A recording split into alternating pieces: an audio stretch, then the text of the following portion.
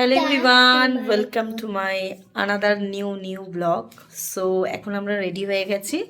এখন আমরা যাচ্ছি হচ্ছে একটা বার্থডে ইনভিটেশনে যাচ্ছি।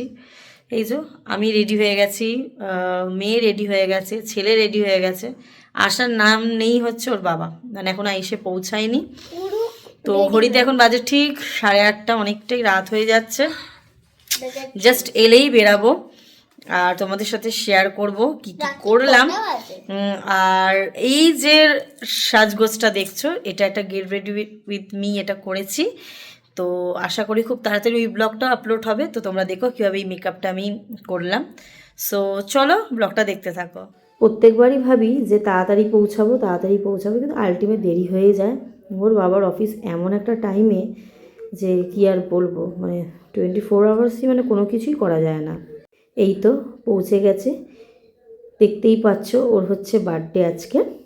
তো অ্যাকচুয়ালি আমার বোন বলতে পারো, তার মেয়ের বার্থডে।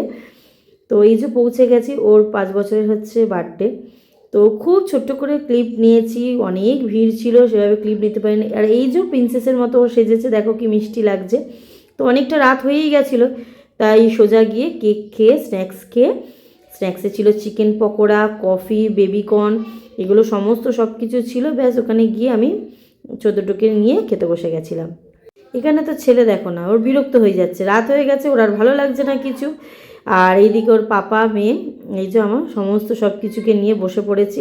আর এই ছিল ওর মেনু।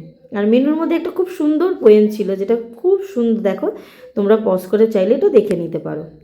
খাবার দাবার ভীষণ টেস্টি ছিল, আর এত টেস্টি ছিল কি বলবো, খুব সুন্দর খাবার দাবার ছিল। আর শীতকালে কিন্তু এরকম কচুরি কিন্তু আলুর দম বেশ ভালো লাগে, তাই না? যাই হোক, মোটামুটি 11:30 12টার কাছাকাছি হয়ে গেছিলো আমাদের ডিনার করতে।